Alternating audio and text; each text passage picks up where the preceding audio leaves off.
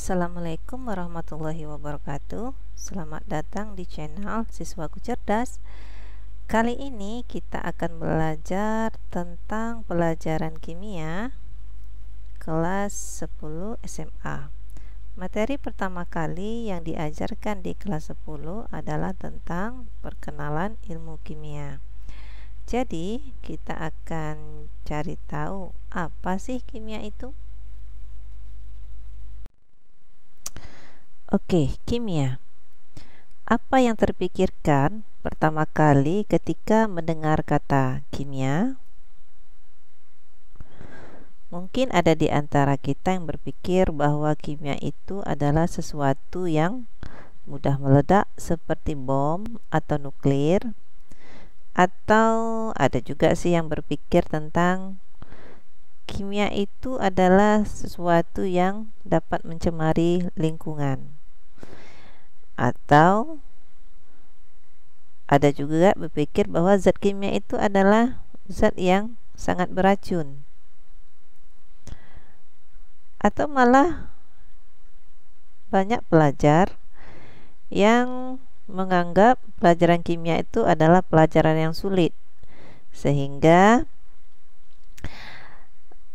kurang berminat dalam mempelajari kimia. Nah, kenapa bisa berpikiran seperti itu? Tentu saja karena belum mengenal apa itu kimia. Seperti pepatah mengatakan, tak kenal maka tak cinta. Maka dari itu, yuk kita belajar apa sih itu kimia. Kimia. Sebenarnya, tanpa kita sadari, kimia itu sangat dekat loh dengan kita. Seperti pada saat kita minum, air yang kita minum ini adalah materi kimia. Rumusnya adalah H2O. Lalu pada saat kita bernapas, kita juga menghirup materi kimia. Apa yang kita hirup? Yaitu oksigen. Oksigen rumusnya adalah O2. Kemudian banyak lagi materi kimia yang kita konsumsi sehari-hari tanpa kita sadari. Seperti nasi yang kita makan, ini mengandung materi kimia seperti besi, fosfor, mangan, magnesium, dan lain-lainnya. Nasi juga mengandung karbohidrat, protein, vitamin, dan juga lemak, yang semua itu juga dipelajari di ilmu kimia. Kemudian garam. Garam seringkali kita tambahkan ke dalam masakan kita. Garam mengandung iodium yang sangat berguna bagi tubuh kita. Rumus garam ini adalah NaCl. Ada lagi bermacam-macam kosmetik yang juga merupakan produk kimia.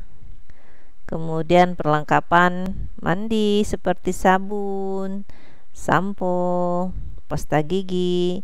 Ini adalah semuanya produk kimia yang sehari-hari kita gunakan. Kemudian ada lagi bermacam-macam produk kimia seperti cat, pipa, ada juga semen. Ini yang merupakan produk kimia yang kita gunakan dalam bangunan. Semua produk ini kita pelajari juga di kimia. Untuk cat dan semen ini biasanya kita pelajari di kimia koloid.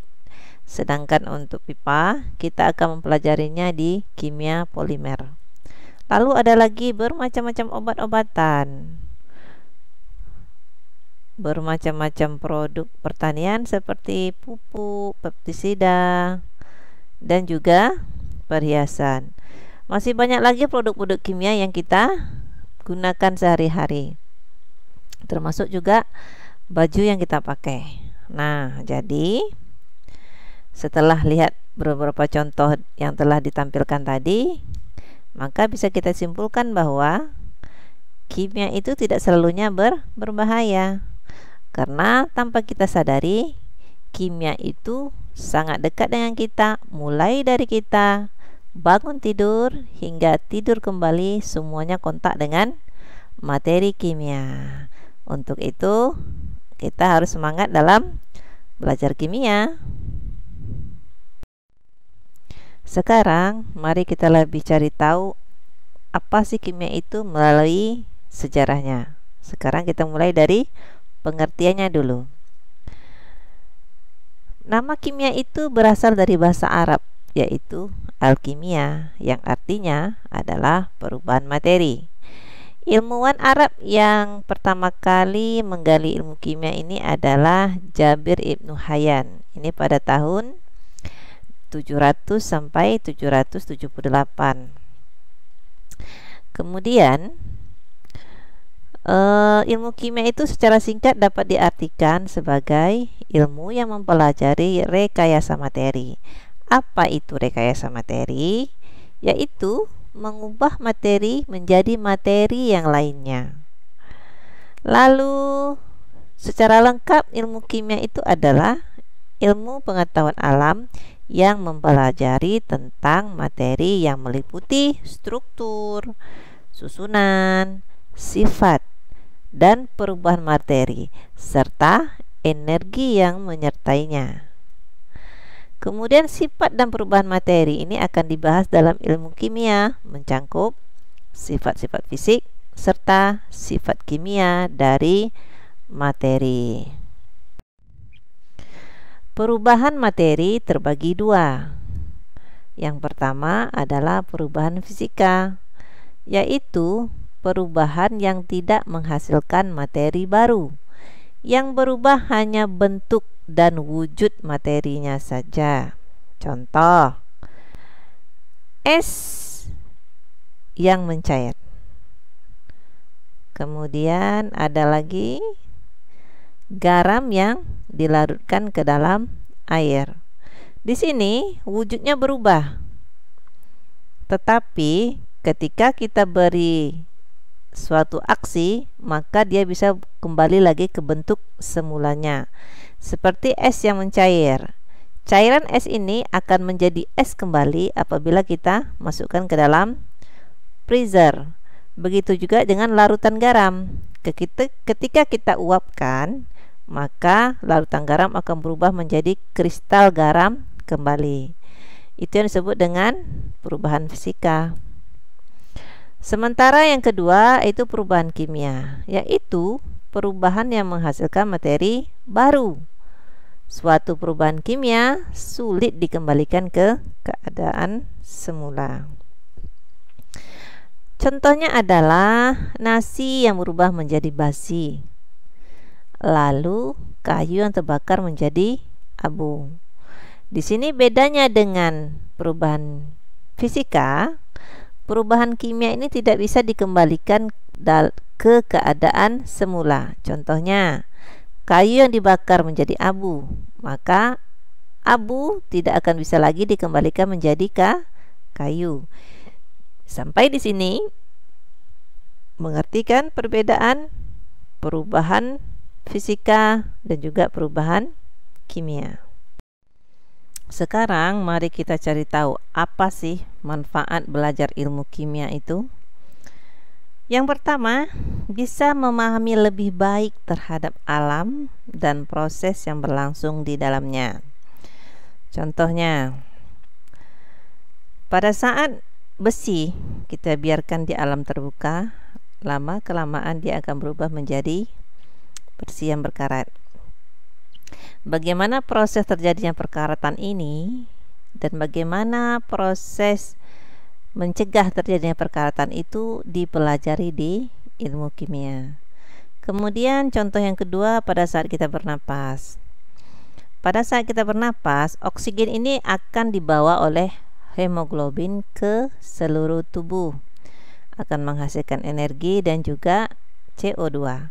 Bagaimana proses ini terjadi, bagaimana bisa menghasilkan energi, ini dipelajari di ilmu kimia.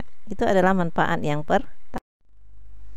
Manfaat belajar ilmu kimia yang kedua yaitu bisa mengubah bahan alam menjadi produk yang lebih berguna untuk memenuhi kebutuhan kita. Contohnya dalam pembuatan sabun, bahan alam yang digunakan adalah minyak kelapa sawit. Masih banyak lagi produk hasil penerapan ilmu kimia, antara lain adanya pasta gigi, adanya barang-barang kosmetik, kemudian adanya bahan tekstil, obat-obatan, bahan bakar, dan lain sebagainya. Semua itu untuk memenuhi kebutuhan kita. Yang ketiga yaitu adanya pemahaman yang lebih baik terhadap andil ilmu kimia dalam berbagai jenis produk teknologi seperti pesawat televisi, mesin pendingin, dan pesawat terbang. Material yang digunakan untuk berbagai produk tersebut membutuhkan komposisi dan sifat khusus yang ditemukan oleh para ahli kimia. Contohnya dalam industri pesawat terbang, mulai dari kerangka, mesin, ban, kaca, bahan bakar, itu memerlukan pengetahuan kimia karena material yang digunakan untuk pesawat terbang dan mobil itu beda. Contoh saja dalam bahan bakarnya. Bahan bakar pesawat terbang itu menggunakan aftur, sementara mobil menggunakan bensin atau pertamax. Jadi untuk kedepannya, dengan bertambahnya penduduk sementara daya dukung alam itu berkurang, maka peranan ilmu kimia ini akan sangat penting. Yang keempat, manfaat belajar kimia adalah pembentukan sikap. Jadi dalam menuntut ilmu kimia ataupun ilmu lainnya, atau bahkan kita dalam menjalani hidup, itu pasti menemukan masalah-masalah. Namun jika masalah-masalah itu kita sikapi dengan baik, maka kita pasti bisa memecahkan masalah-masalah tersebut, sehingga kita akan mengerti betapa teraturnya alam ini, sehingga menambah kekaguman kita kepada Allah Subhanahu wa Ta'ala.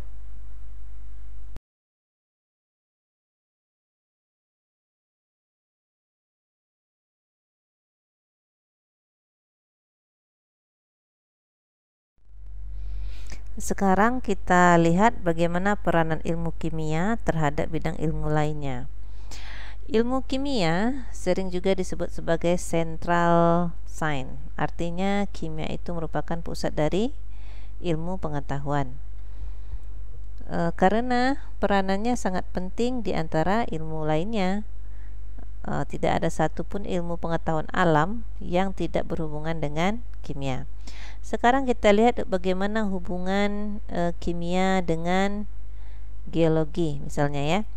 Geologi ini misalnya dalam pertambangan. Jadi dalam pertambangan itu kita harus cari tahu mineral apa yang ada di dalam bebatuan itu atau berapa kadarnya, itu bisa dicari tahu dengan menggunakan ilmu kimia. Kemudian kita lihat lagi bagaimana hubungan kimia dengan kedokteran.